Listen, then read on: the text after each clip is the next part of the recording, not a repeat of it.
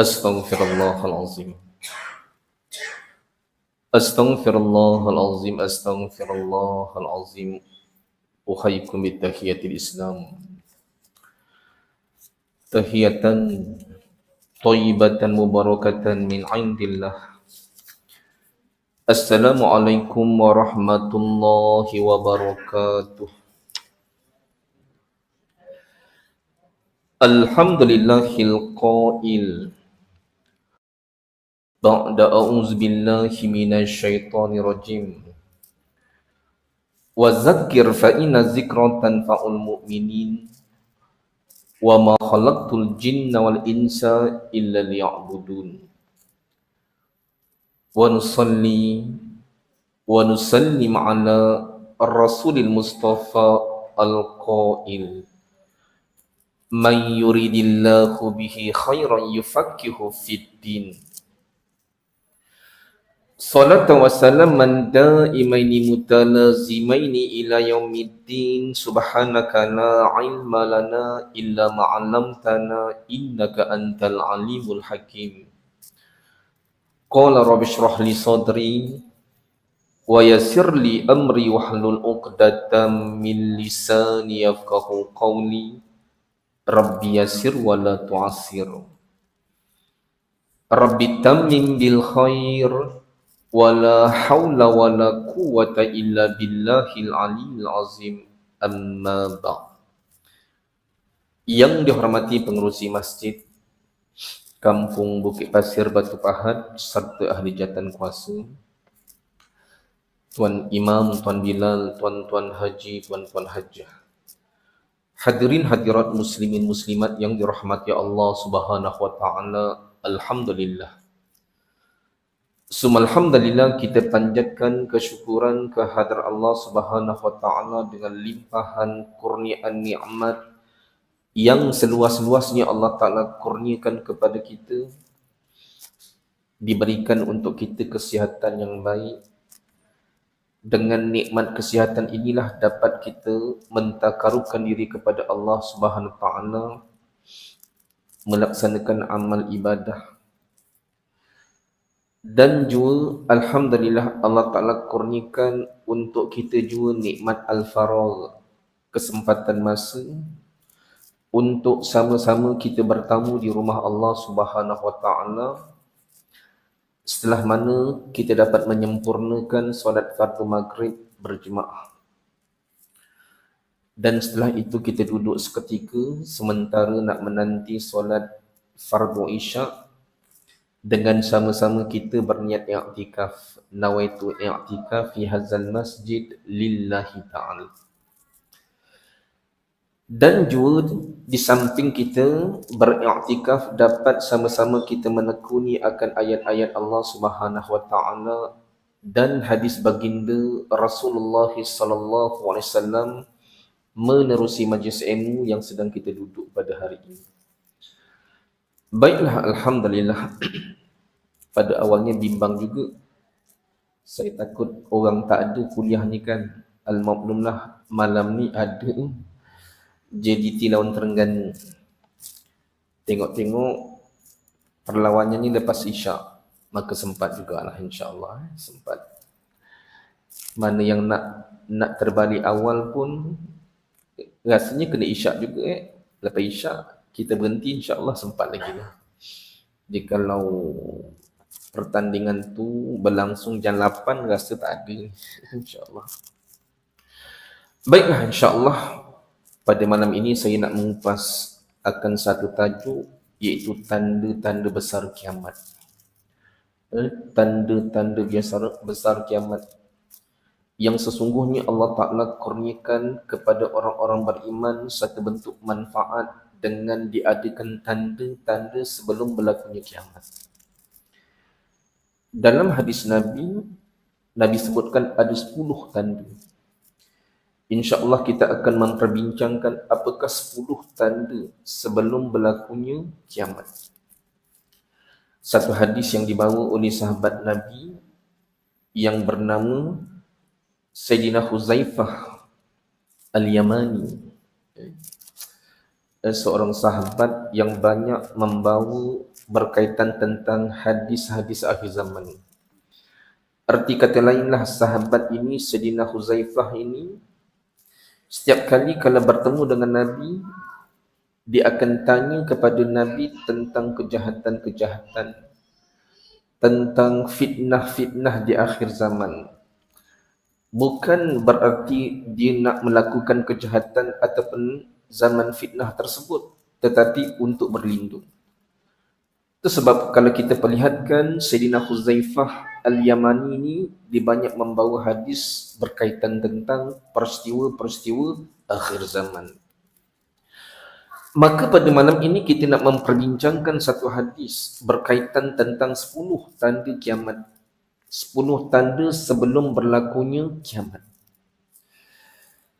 Yang mana Sayyidina Huzaifah Al-Yamani ini menceritakan satu ketika mana kami bersama dengan para sahabat yang lain berbincang-bincang, berbicara, lantas muncul baginda Rasulullah SAW di sisi kami, dan baginda tanyakan kepada kami, apa yang sedang kamu bicarakan, apa yang sedang kamu perbincangkan itu. Maka kami di kalangan sahabat pun katakan kepada Nabi, ya Rasulullah, kami sedang menceritakan, sedang membicarakan tentang Yaumus Sa'ah, tentang hari kiamat. Lantas baginda Rasulullah SAW pun bersabda, innaha lan takuma hatta taruna qablaha asyara ayat fadzakara. Takkan berlaku, kata Nabi, akan kiamat itu selagi mana kamu tak menemukan 10 tanda. Selagi mana tak sempurnanya akan 10 tanda ini, maka takkan berlakunya kiamat. Maka dalam hadis ini Nabi sebutkan dalam bentuk umum lah. Nabi sebutkan ke 10 tanda ini dalam bentuk umum, maknanya tak ikut turutan. Maka di sana di kalangan ulama dia akan susun balik ikut turutan sebagaimana yang disebutkan oleh Nabi, kalau itu berlaku apa selepas ini, selepas ini, selepas ini. Ibarat kata Nabi, sebutir biji tasbih yang gugur daripada tali benangnya, maka yang lain akan ikut satu persatu. Begitulah hal keadaan ikut turutan. Maka dalam hadis ini Rasulullah SAW menyebutkan 10 tanda kiamat, iaitu yang disebutkan oleh Nabi, ad-dukhan, akan keluarnya asap. Asap yang berkepul di muka bumi Allah Subhanahu wa taala. Dia tak lama asap tu. Kemudian Nabi sebutkan wad-dajjal, akan munculnya ad-dajjal. Kita akan bahaskan satu persatu, kita perincikanlah. Kalau tak sempat malam ini, kita akan perincikan pada pertemuan akan datanglah insya-Allah. Dan seterusnya kata Nabi, wadabah, akan keluarnya binatang melata. Dabbatul ar, ini binatang melata. Satu riwayat mengatakan binatang ini akan keluar daripada Bukit Sofa. Binatang dabbah yang berkaki 4 yang akan menemukan seluruh manusia. Allah Ta'ala takdirkan dabbatul ar ini boleh berbicara dengan manusia, dan antara fungsi dia, peranan dabbatul ar ini, dia akan tandakan kepada sekalian manusia. Istilahnya macam dicop lah. Dengan menggunakan ada 2 alat. Pertamanya tongkat Nabi Allah Ta'ala Musa dan cincin Nabi Allah Ta'ala Sulaiman untuk ditandakan. Maka bila ditanda, terbentuklah 2 golongan manusia. Satu golongan orang-orang beriman yang disebutkan Muslim ataupun mukmin, dan satu lagi kelompok kafir yang dibahasakan kafir. Kita akan bahaskan. Seterusnya Nabi sebutkan dalam bentuk umum antara 10 tanda sebelum berlakunya kiamat besar, wa tulu' syams min maghribiha, akan terbitnya matahari daripada arah barat. Sepakat ulama mengatakan bila berlakunya tanda ini, maka pintu taubat akan tertutup. Matahari terbit daripada arah barat. Sempat Nabi menceritakan kepada sahabat tentang tanda ini, yang bahawasanya sebelum berlakunya tanda matahari terbit daripada arah barat, Nabi sebutkan dalam tempoh 2 ataupun 3 hari matahari tak akan muncul-muncul. Bila matahari tak muncul, pada ketika itulah kita berada dalam keadaan kegelapan. Kerana pada waktu itu matahari berada di arsy Allah Subhanahu wa taala. Maka untuk orang-orang beriman, fahamlah kita. Maknanya kita akan menemukan satu ketika yang mana dalam tempoh 2 ataupun 3 hari matahari tak akan muncul. Rupanya itu sebagai tanda sebelumnya datangnya tanda matahari terbit daripada arah barat. Maka Nabi menceritakan keadaan ketika mana kita menyaksikan suasana tersebut. Contohnya kita biasanya solat subuh, ada kuliah subuh, biasanya kita keluar dah cerah kan. Satu ketika kita akan lihat jam 8 masih gelap lagi.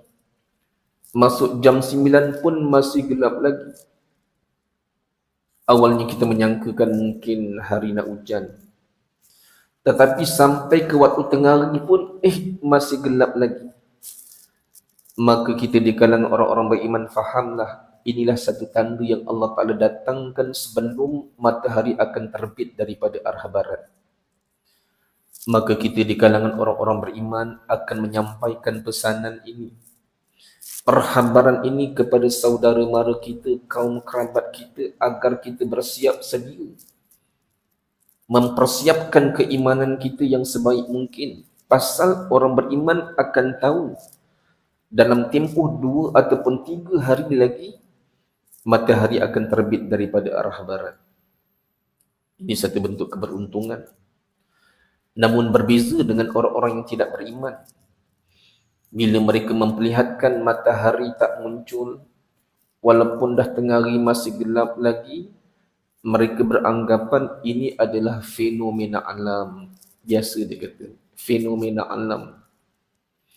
Tetapi kita di kalangan orang-orang beriman, maka fahamlah kita tanda yang Allah Ta'ala datangkan sebelum didatangkan tanda matahari akan terbit daripada arah barat. Maka kita di kalangan orang-orang beriman, bila sampai waktu zuhur, Pak Bilal akan sebagaimana biasa, dia akan azan sebab dia faham gelapnya pada ketika itu adalah tanda sebelum berlakunya matahari terbit daripada arah barat. Masuklah pada hari yang ketiga ataupun hari keempat, maka pada ketika itulah manusia menyaksikan yang bahawasanya matahari akan terbit daripada arah barat. Kita di kalangan orang-orang beriman, bila peristiwa itu berlaku, kita tenang. Sebab kita dah baca hadis Nabi, dah disebutkan oleh baginda Rasulullah SAW. Tetapi di kalangan orang-orang beriman, orang-orang yang tidak beriman, terperanjat mereka, terbelalak mata-mata mereka bila menyaksikan suasana tersebut. Apakah ini? Apakah ini? Akhirnya orang-orang yang tidak beriman disebutkan oleh Nabi, di kalangan mereka yang tak pernah menjejakkan kaki ke rumah Allah Subhanahu wa taala, pada ketika itu berbondong-bondong manusia akan memasuki rumah Allah Ta'ala, ambil wuduk dan bersolat di dalamnya untuk bertaubat. Tetapi malangnya pada waktu itu taubatnya tak diterima. Begitu juga di kalangan wanita-wanita yang ketika mana hidupnya tidak menutup aurat, mendedahkan rambutnya dan sebagainya. Bila menyaksikan matahari terbit daripada arah barat, di kalangan wanita-wanita yang tidak menutup aurat ini, mereka mencari tudung-tudung untuk menutup rambut-rambut mereka. Tapi pada ketika itu, sia-sialah, tak ada manfaat usaha iman untuk mereka. Begitu juga disebutkan di kalangan orang-orang kaya yang sebelum ini mereka menahan akan harta-harta mereka daripada diinfakkan, daripada dizakatkan. Bila mereka menyaksikan yang bahawasanya pada ketika itu matahari terbit daripada arah barat, pada ketika itulah mereka mengeluarkan akan harta-harta mereka untuk dizakatkan, untuk diletakkan di rumah orang-orang susah. Tetapi apa yang mereka katakan kepada orang kaya tersebut? Hallaka bil amsi. Alangkah baiknya kalau kamu infakkan ini semalam. Tentu ada manfaatnya.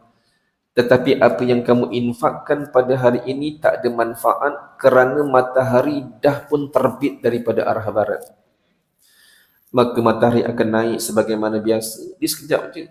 Esoknya matahari akan terbit daripada timur. Waktu itu kita akan menjalani kehidupan sebagaimana biasa.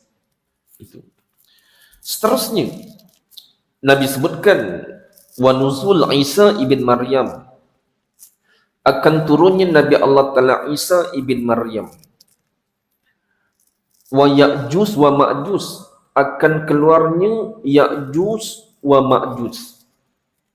Ini satu persatu kita akan bahaskan. Yang ni secara umumlah kita sebutkan hadis ini. Kemudian Nabi sebutkan apa yang berlaku di antara 10 tanda. Nabi sebutkan wasalasata khusufin, akan berlakunya 3 kali gempa bumi. 3 kali gempa bumi di tempat yang berbeza dan waktu yang berbeza. 3 kali gempa bumi. Cuma kali itu gempa bumi yang berskala besarlah. Tak sebagaimana gempa bumi yang baru-baru ini berlaku di Pakistan. Pun kita lihat pun teramat-amat menggerunkan. Ramai di kalangan saudara se-Islam kita yang terkorban. Rumah rahnam, bangunan-bangunan jalan-jalan raya habis, memperlihatkan bagaimana lajunya air ibarat tsunami. Dan ada seorang ibu yang sedang mengandung dalam keadaan terperanjat melahirkan anak. Ini suasana yang berlaku.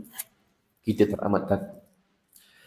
Namun apa yang disebutkan oleh Nabi, di akhir zaman sebelum berlakunya kiamat, maka akan mengalami ada 3 kali gempa bumi. Gempa bumi yang pertama, khusufun bil masyriq, gempa bumi daripada arah timur. Wa khusufun bil maghrib, gempa bumi yang berlaku di arah barat. Wa khusufun bi jaziratil Arab, gempa bumi yang berlaku di semenanjung Arab. Ini yang disebutkan oleh baginda Rasulullah sallallahu alaihi wasallam. Makanya kita orang-orang beriman, tuan-tuan, bila peristiwa demi peristiwa ini berlaku, kita faham sebab dia ikut turutan. Baru-baru ini diviralkan, tuan-tuan, di Indonesia diperlihatkan matahari terbit daripada arah utara. Baru-baru ini berita TV3 mempamerkan bagaimana matahari terbit daripada arah utara. Dan ada mengatakan tak lama lagi matahari akan terbit daripada arah barat. Kalau kita faham, tuan-tuan, takkan berlaku matahari akan terbit daripada arah barat selagi mana tak berlaku tanda yang pertama, kemunculan Dajjal, tanda yang kedua, turunnya Nabi Allah Ta'ala Isa, tanda yang ketiga akan keluarnya Ya'juj wa Ma'juj. Maka kita faham. Hari ini disebutkan yang mana kiamat dah hampir nak berlaku, matahari dah terbit daripada utara, tak lama lagi akan terbit daripada arah barat. Sedangkan tanda-tanda yang pertama, kedua tak berlaku lagi. Itu sebab kita kena faham. Baiklah, sebelum seterusnya Nabi sebutkan apakah di antara 10 tanda itu, kata Nabi, narun takhruju minal yaman tatrudun nas ila mahsyarihim. akan keluar api daripada negara Yaman, yang mana api ini akan menghambat manusia sampai ke mahsyar Allah Subhanahu wa taala. Siapakah manusia yang dimaksudkan oleh baginda Rasulullah sallallahu alaihi wasallam, yang mana api ini akan menghambat manusia sampai ke mahsyar Allah taala? Siapakah manusia itu? Itulah manusia yang disebutkan oleh baginda Rasulullah sallallahu alaihi wasallam, di kalangan umat aku yang berbaki, yang setelah mana kewafatan Nabi Allah Ta'ala Isa, maka di kalangan manusia-manusia ini berbaki, yang mana golongan manusia ini yang akan menyaksikan hari kiamat. Dan di kalangan golongan-golongan berbaki inilah di kalangan golongan yang akan dihumbankan ke dalam neraka Allah Subhanahu wa taala, menyaksikan hari kiamat. Itu sebab ketika mana Nabi katakan kepada sahabat tentang kenikmatan kita ni menjadi umat Nabi, tak lama lagi kita nak sambut Maulid, Rasulullah sebutkan kepada sahabat banyak nikmat yang Allah Ta'ala kurniakan kepada umat aku ni, pelbagai nikmat daripada sudut pengampunan, daripada sudut gandaan pahala berbanding dengan umat-umat yang terdahulu.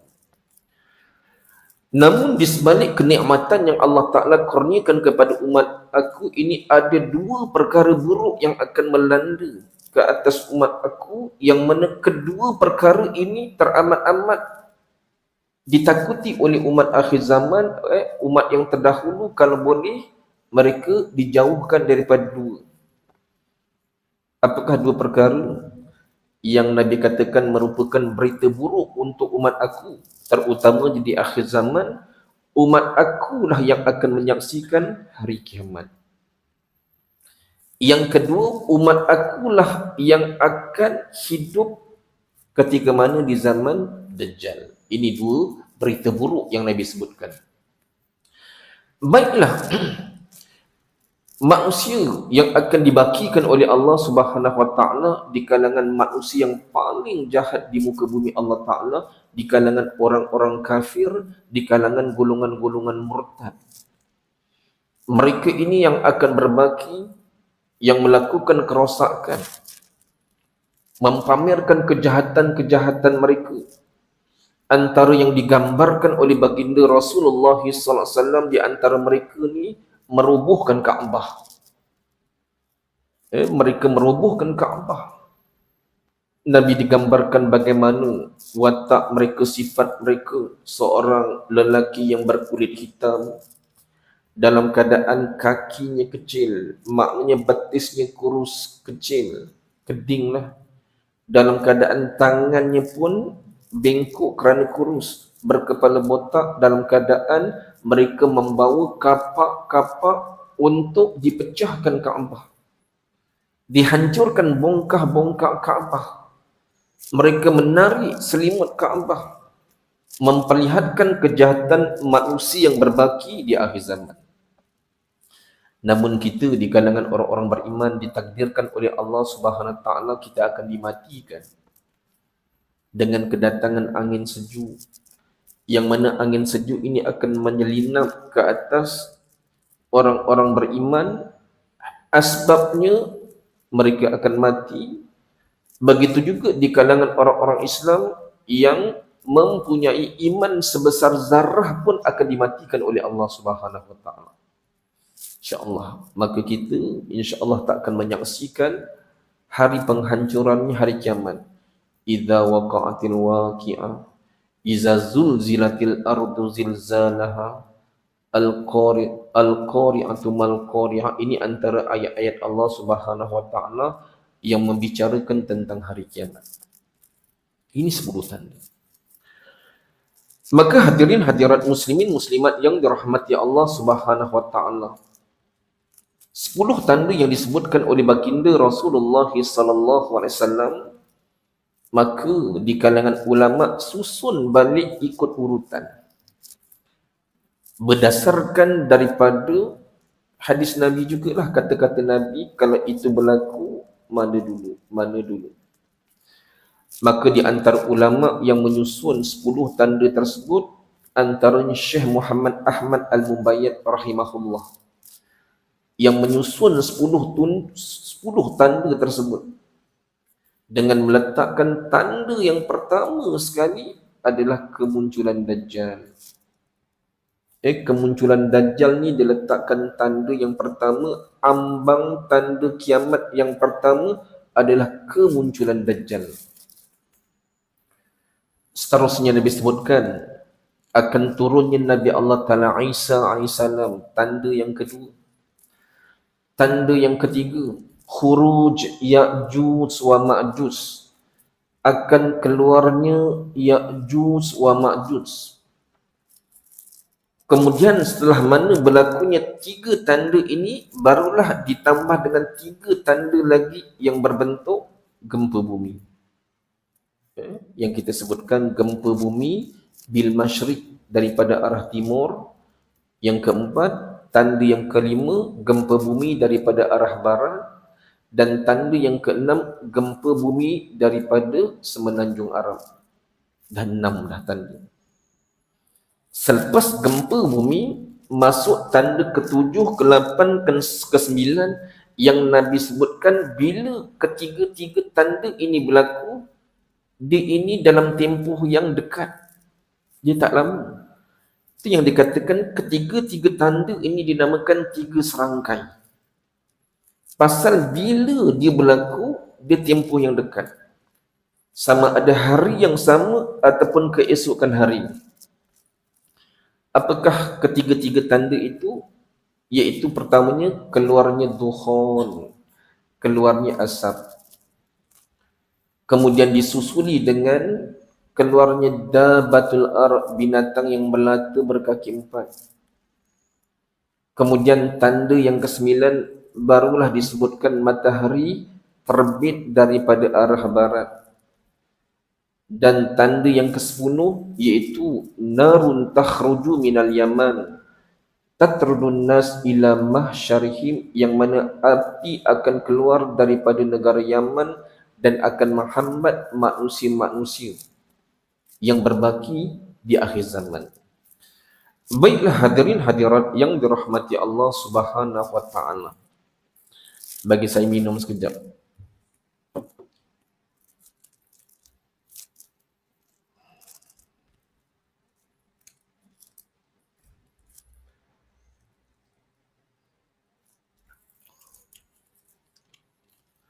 Kebetulan saya ada program tadi kat kampung, ada pengantin, pakcik kerja kahwin. Saya fikir-fikir takkan patutnya saya ada kuliah di Muar, di Masjid Seri Menanti. Takkan nak balik pula. Kena tunggu juga kod-kod kalau Johor menang esok cuti kan. Tunggu jugalah. Kalau cuti tak jadilah balik kampung, tak jadi balik Muar. Kalau Terengganu awal-awal dia punya MB dah beritahu menang ke kalah ke cuti. Seronok juga. Yang kita ni tak ada perhabaran. Sama ada menang dapat cuti, kalah memang tak ada, confirm lah tak cuti kan. Yang menang ni belum tentu dapat cuti lagi. Tetapi tak tahulah kalau nak surprise kan. Yang menang esok cuti, seronok tuan-tuan. Pasal dah lama cuti ni. Nak naik sekolah, Allah punya berat, sekali tambah lagi 1 hari cuti, kan seronok. Bismillahirrahmanirrahim.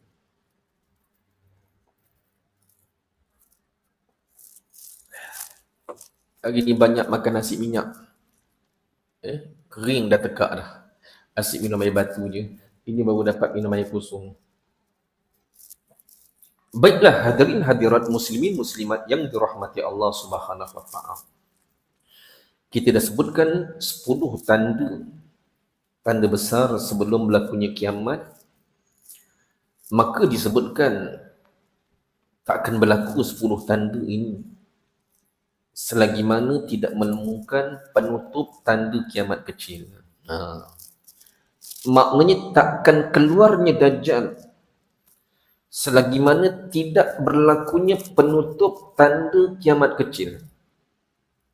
Apakah penutup tanda kiamat kecil tuan-tuan? Iaitu kedatangan Imam Mahdi. kedatangan Imam Mahdi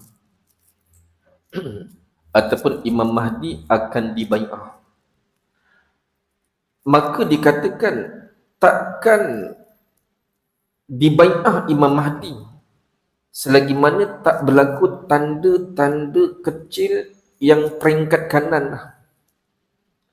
Sebagaimana yang kita ketahui, Nabi dah sebutkan 1400 tahun yang lampau tentang tanda-tanda kiamat kecil. Tanda-tanda kiamat kecil ni dia tak berlaku sebagaimana tanda kiamat besar dia ikut turutan. Tanda kiamat kecil berlaku ikut wakil dan keadaan. Maka ratus juga Nabi sebutkan tanda-tanda kecil. Dan kita lihatkan apa yang disebutkan oleh baginda Rasulullah SAW berkaitan tentang tanda kiamat kecil ni dah berlaku. Hampir sempurna. Cuma yang tinggal tanda kiamat kecil yang level kanan sebelum kedatangan Imam Mahdi, dia akan berlaku tanda-tanda kiamat kecil. Apa antaranya tuan-tuan? Iaitu Sungai Furat akan mengering. Sungai Furat akan mengering. Baru-baru ini kita diviralkan. Sungai Furat di mana tuan-tuan? Dikatakan di Iraq. Dekat Turki dia banyaklah dikaitan Sungai Furat. Dikatakan Sungai Furat lah antara sungai yang ada di syurga Allah Subhanahu Taala, Sungai Nil. Ketika mana Rasulullah dimi'rajkan, di langit yang pertama nampak Sungai Furat, aliran Sungai Furat dan Sungai Nil. Maka kata Nabi, akhir zaman nanti Sungai Furat ini akan mengering. Sebelum ini airnya menyurutkan, kita lihat dulu air penuh, sekarang air dah rendah. Sekarang diam tak diam upunya dah kering dah, tanpa kita sedari. Baru-baru ini diviralkan akibat kekeringan Sungai Furat, timbul satu bentuk tapak umat, tapak tamadun ataupun bekas-bekas istana umat-umat yang terdahulu. Dah tengok kan? Yang dah berusia 3-4 ribu tahun yang lampau. Bila keringnya Sungai Furat, nampak bekas-bekas tapak-tapak istana dah muncul. Dan Nabi akan sebutkan antara kesan kekeringan Sungai Furat iaitu akan munculnya satu gunung emas. Ini yang Nabi sebutkan. Nabi ceritakan kepada sahabat, bila kekeringan Sungai Furat, kamu akan menyaksikan berlakunya satu bentuk huru-hara pembunuhan antara satu sama lain nak merebut gunung emas. Adakah ianya berlaku di zaman kita? Dan kita menyaksikan pembunuhan itu berlaku. Bahkan Nabi pesan kepada sahabat, andai kiranya kamu berada di zaman tersebut, jangan kamu libatkan diri untuk mendapatkan emas tersebut. Nabi sebutkan dengan nisbah, kalau 1000 yang datang, keseluruhan dia akan mati kecuali satu yang itu. Sama ada kamu dibunuh ataupun kamu akan menjadi pembunuh. Ini antara tanda-tanda besar.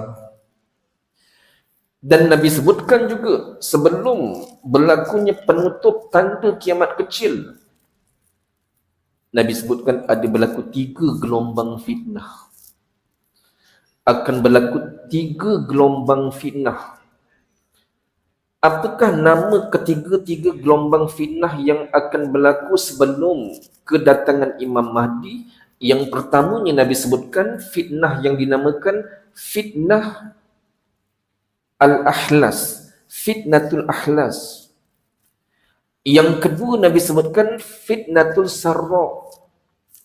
Yang ketiga fitnatul duhaima. Ini tiga tanda yang akan berlaku sebelum kedatangan Imam Mahdi. Yang mana kalau kita perlihatkan ketiga tanda ini sedang berlaku di zaman kita. Kita lihat apakah dia tanda yang Nabi sebutkan fitnatul ahlas. Apakah dia fitnatul ahlas? Ahlas ni diambil daripada perkataan hilsun. Hilsun ni dalam bahasa Arab ni, ini pelapik kuda. Kain pelapik kuda. Kalau tuan-tuan dah biasa dengan kuda, ada kat rumah, belakang rumah ada kuda?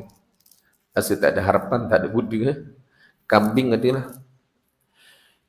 Kuda ni, biasa orang biasa dengan kuda ni, dia kalau dia nak tunggang kuda, dia akan letak pelana. Pelana untuk dipegang. Biasanya kalau mereka nak ikat kuda ni, nak parking, mereka akan tanggalkan pelana. Tetapi mereka tak buka kain hilsun ni, kain alas sebelum diletakkan pelana kuda. Hilsun ni maknanya kain alas atas kuda lah, sebelum diletakkan pelana, dia takkan buka. Apa kaitan fitnatul ahlas ni dengan hilsun? Maknanya fitnatul ahlas ni kekal. Sebab kain pelapik ni kekal. Kebiasaannya memang dia takkan buka, dia akan tanggalkan pelana, yang kain ini akan kekal. Begitulah perumpamaan fitnatul ahlas ini, dia akan kekal. Bermula daripada zaman Nabi sampai akhir zaman. Apakah tanda disebutkan fitnatul ahlas? Iaitu sesama Islam akan bermusuhan. Sesama Islam akan berperang antara satu sama lain. Mereka akan berantakan, akan bermusuhan antara satu sama lain, sampailah waktu ketika mana Imam Mahdi didatangkan oleh Allah Subhanahu Wa Taala, barulah umat Islam ni dia akan menyatu. Kan Nabi pernah berdoa kepada Allah Subhanahu Wa Taala. Ada 3 doa Nabi mohon kepada Allah Taala. Pertama, Nabi mohon kepada Allah Taala, jangan dipanjangkan umur umat aku. Pasal Nabi bimbang, takut-takut kalau umur umat Nabi ini panjang, maka mereka ini lebih cintakan dunia daripada akhirat. Yang kedua, Nabi bermohon kepada Allah Subhanahu Wa Taala, jangan didatangkan bala yang besar ke atas umat aku, sebagaimana didatangkan bala yang besar ke atas umat-umat yang terdahulu. Bayangkan, Nabi Allah Ta'ala Nuh, Allah Ta'ala datangkan bala banjir besar. Kemudian Rasulullah minta kepada Allah Ta'ala, jangan engkau cerai-beraikan di kalangan umat aku, biar umat aku ini menyatu bersatu. Maka daripada 3 tanda yang Nabi mohon kepada Allah Ta'ala, 2 Allah Ta'ala perkenankan. Yang pertamanya, umur kita jangan pendek kan. A'maru ummati baina sittin wa sab'in. Umur umat aku, kata Nabi, antara 60 hingga 70 tahun. Allah Ta'ala perkenankan. Kedua, Allah Ta'ala perkenankan tak didatangkan satu bentuk bala yang besar. Hatta bala yang datang ini adalah untuk peringatan. Yang ketiga ni Allah Ta'ala tangguhkan, yang Nabi mohon kepada Allah Ta'ala agar disatukan hati umat-umat aku, mereka tidak berpecah belah, mereka tidak bermusuh antara satu sama lain. Yang ni Allah Ta'ala tangguhkan.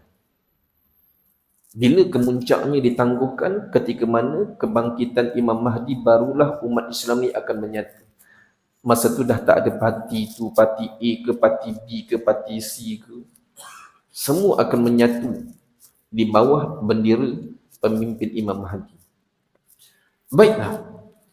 Maka fitnatul akhlas ini satu fitnah yang mana mempamerkan bagaimana saudara si Islam ini bermusuh antara satu sama lain, mereka berperang antara satu sama lain, sampai daripada awal sampai kini berlaku.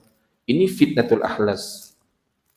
Kedua, Nabi sebutkan fitnatul sarra. Apa yang dikatakan fitnatul sarra? Apakah tandanya? Adakah tanda ini sedang berlangsung di zaman kita? Ya. Antara ciri-ciri fitnatul sarra, Nabi sebutkan, di akhir zaman nanti orang jahil akan menjadi pemimpin. Antara ciri-ciri fitnatul sarra ni, akhir zaman nanti orang jahil ni akan dijadikan, diangkat menjadi pemimpin. Jahil ni bukan maknanya dia bodoh, dia jahil daripada sudut nak memahami syariat Allah Subhanahu Wa Taala. Macam di zaman Nabi digelar Abu Jahal, sedangkan namanya cantik Amru ibn Hisham. Kenapa Rasulullah dan para sahabat gelarkan dia ini Abu Jahal? Kerana dia ini jahil daripada sudut nak memahami Islam itu sendiri. Dia jahil tentang syariat Allah Subhanahu Wa Taala. Itu sebab akhir zaman ni fitnatus sarra ini berbentuk akan diangkat pemimpin-pemimpin yang jahil, yang tidak takutkan akan Allah Subhanahu Wa Taala. Mereka ini jauh dengan syariat Allah Subhanahu Wa Taala, mereka akan dilantik menjadi pemimpin. Hari ini kita perlihatkan di kalangan dunia Arab, Saudi contohnya. Siapa yang pimpin hari ini? Anak kepada Raja Salman. Bagaimana corak kepemimpinan ni? Begitu juga siapa presiden di Mesir, siapa presiden di Syria, siapa presiden di Jordan, dan mana-mana pemimpin diangkat. Mereka ini jahil, maknanya tak takut dengan bala Allah Subhanahu Wa Taala. Sampai tahap mereka ini menzalimi. Zalim ni tak semata-mata kita pemimpin menyeksa rakyat. Zalim ini luas. Antaranya pemimpin yang makan rasuah, pemimpin yang mengambil duit negara dan sebagainya. Ini yang dikatakan pemimpin jahil. Sebab dia tidak meletakkan ketakutan kepada Allah Ta'ala ketika mana nak ambil duit tersebut daripada sudut rasuah dan sebagainya. Ini sedang berlaku. Terutamanya di negara-negara luar sana lah. Negara kita ni insya-Allah mudah-mudahan dielakkanlah daripada pemimpin-pemimpin yang makan rasuah. Mudah-mudahan insya-Allah. Baiklah. Yang ketiga, azan pukul berapa? Kita azan, kita berhentilah. Al-maklumlah, takut-takut otak kita hari ni, alamak ai bola nak start ni. Kalau boleh ustaz berhenti, azan berhentilah. Minta Pak Imam baca surah pendek-pendek, baca zikir pendek, melezuk terus pergi big big screen. Nak azan bang? Nak azan ke?